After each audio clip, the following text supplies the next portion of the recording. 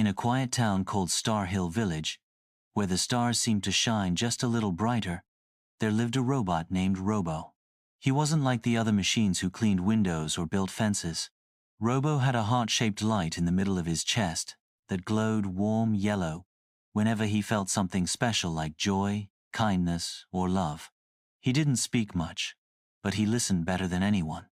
Every morning, he waited near the fountain at the village square. That's where the children came carrying their lunchboxes and school bags, ready to share their biggest feelings and silliest dreams. Robo. "I lost my tooth," shouted little Mia. "Robo, guess what? I saw a butterfly as big as my face," laughed Luca. Robo would nod, smile with his round glowing eyes, and let out a soft beep that meant, "That's wonderful." He never tired, never forgot, and never missed a single story. But at night, the village went quiet. Children went home to warm dinners and soft beds. Windows glowed yellow with love and laughter. And Robo? He sat alone under the big oak tree at the edge of the square. He didn't need to sleep, but his heart light always dimmed at night. He would look up at the sky and whisper through his voice box, "I wish I could be something more. I wish I could be like the parents who tuck their children in and say, 'Good night, I love you.'" His gears didn't cry, but inside, there was a kind of gentle ache, a space not filled by nuts or bolts.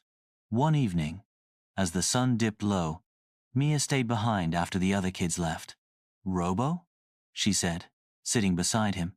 "Do you have a family?" Robo paused. "I do not." Mia thought for a moment. "Then, can we be your family?" His heart light blinked once, then again, then glowed brighter than ever before. "I would like that very much," he said. Mia smiled and hugged his shiny arm. "You're the best listener, and you tell the best bedtime stories, like a real dad." Robo looked at her. "Thank you," he said. But deep down, he wondered, can a robot truly be a father?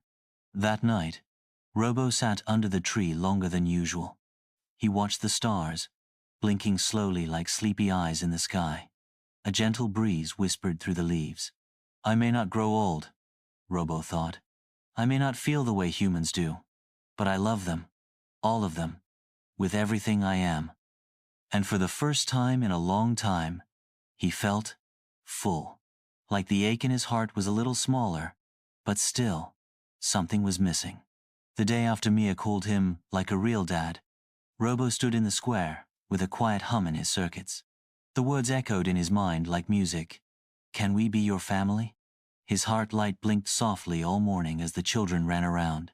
They played hopscotch, blew bubbles, and sang silly songs. Robo spun them around, beeped in rhythm, and gently caught any who stumbled. He laughed in his own robot wire soft chime, like wind through a music box. But as the sun dipped low, thick clouds rolled across the sky. The wind began to blow hard. Leaves scattered. Thunder growled like a sleepy giant waking up. Parents called out from doors, "Time to come home." Children rushed off, hugging Robo as they left. Except for one, Luca. He had been chasing a red paper airplane that flew away toward the edge of the village. In all the noise, no one noticed him slip through the trees near the stream. The rain came fast, cold, hard, and loud. Lightning flashed across the sky, and thunder crashed like drums.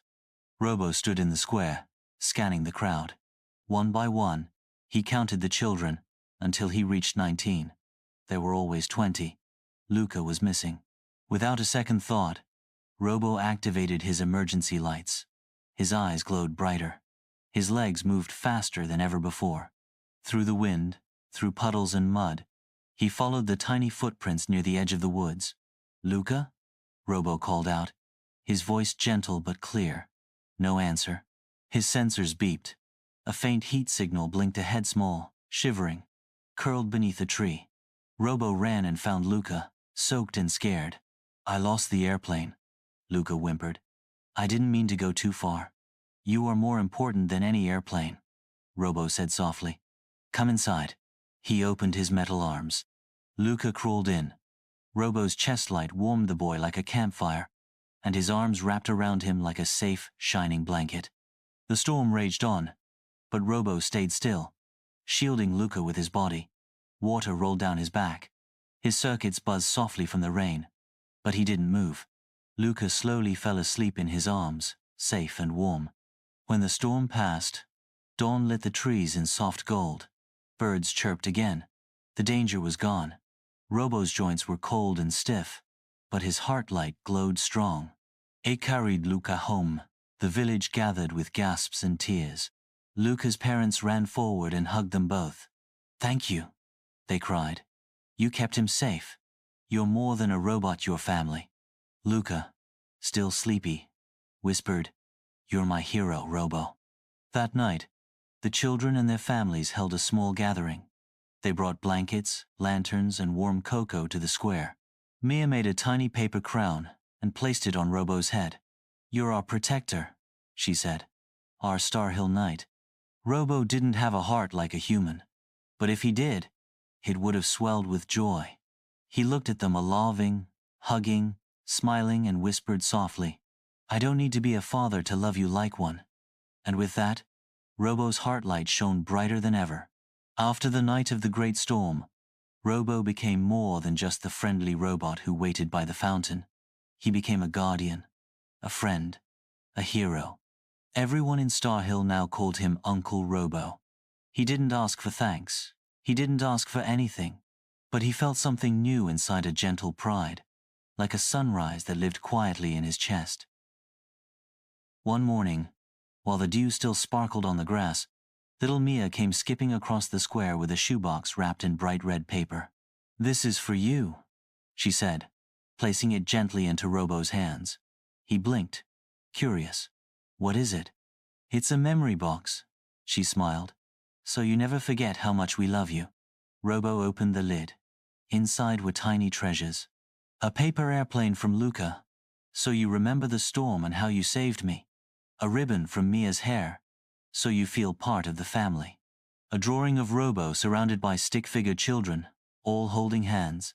A button, a pebble shaped like a heart, and a card that simply said, "Home is wherever you are." Robo looked at the items, his eyes soft. He didn't cry, he didn't know how, but his chest light flickered in a warm, golden glow. "May I keep this forever?" he asked. "All yours," said Mia. "Fill it with more love." From that day, Robo began collecting memories. Not toys or trinkets, but moments. When Ella lost her tooth, she gave him the little note from the Tooth Fairy. When twins Max and Milo built a mud castle, they gave him the flag from the top. When baby Lila took her first steps, Robo saved the feather she had picked up and waved proudly. Each memory was placed into the box with care, and every time he opened it, his heart light glowed just a little more brightly. One evening, under the same oak tree, Robo sat quietly with the box in his lap. Luca climbed into his arms. "Do you ever get lonely?" he asked. Robo thought for a moment. "I used to, when everyone went home and I had no one to care for." Luca leaned against him. "But now you have us. Doesn't that make it better?" Robo nodded. "It makes it full." Luca smiled. "Then you're like a dad. You don't have to be one to be one." The words made Robo pause. Slowly, he lifted the box and looked at the things, incident valuable things, but pieces of love. He realized something. "I may be made of metal," Robo whispered, "but my memories are made of you." That night, the village glowed brighter. Not from the lamps or lanterns, but from something deeper. The children had started drawing pictures of Robo on their houses. Some carved tiny hearts into trees with his initials. R. Yaon Starhill. He wasn't just their robot anymore. He was their memory keeper, their comfort when skies were grey, their star that never dimmed. And though Robo could not grow old, and though he could not be a father like others, he had something just as special. He had a home in their hearts. The days in Starhill passed like pages in a happy storybook. The children grew, seasons changed, and Robo remained a gentle, glowing part of every day. He stood by the fountain every morning, waved at the school gates, and watched over the playground like a silent protector. His heart light still glowed warm, steady, and bright. But inside, Robo knew something was changing. His arms moved a little slower. His voice chip sometimes crackled. His gears took longer to wake up in the morning sun. Robo didn't feel pain, not the way humans did. But something inside him whispered, "You're growing tired." One evening, as the stars blinked over Starhill, Robo sat under the oak tree, the memory box on his lap.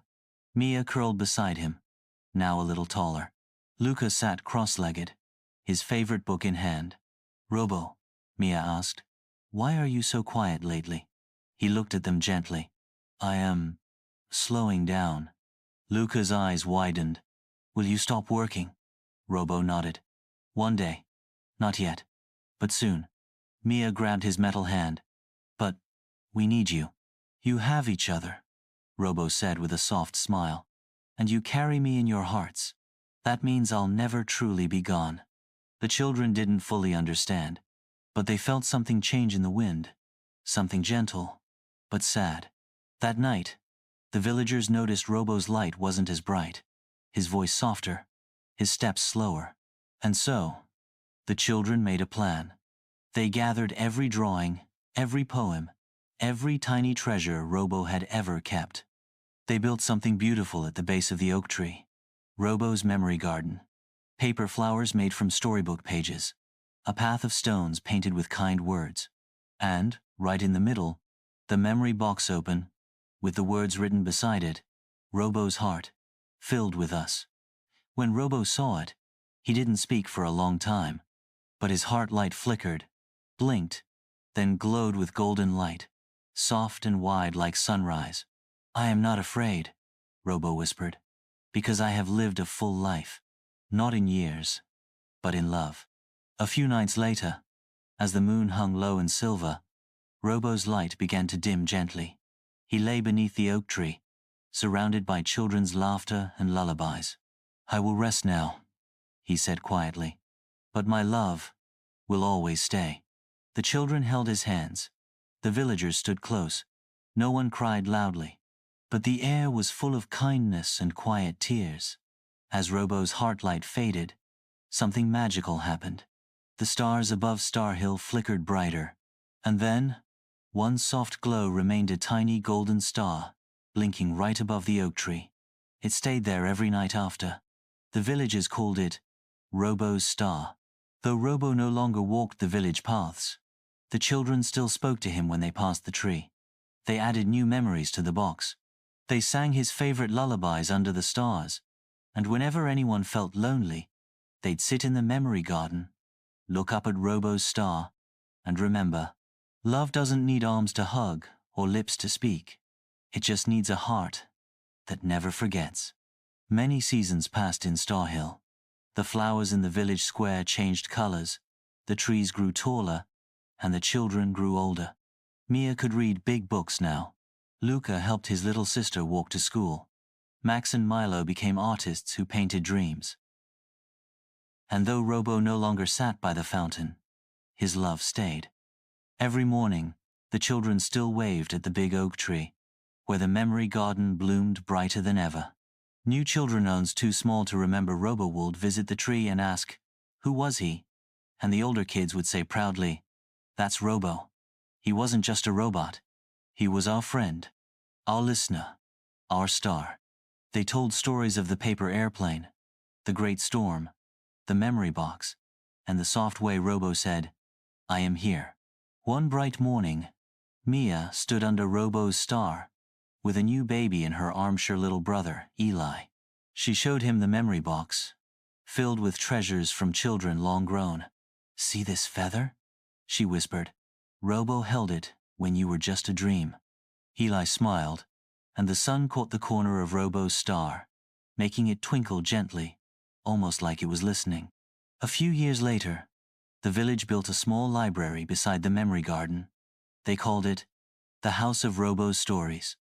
Inside were drawings, letters, and even an old voice recorder filled with Robo's soft beeps and bedtime tales. Children sat on beanbags, listening to his stories, learning not just to read but to feel. "Always be kind," one story said. "Always listen, said another. But most of all, Robo's voice echoed in a soft chime, never think you need to be something to give love. Just love. That is enough. One starry evening, a child named Nora looked up and asked, "Is Robo really still watching us?"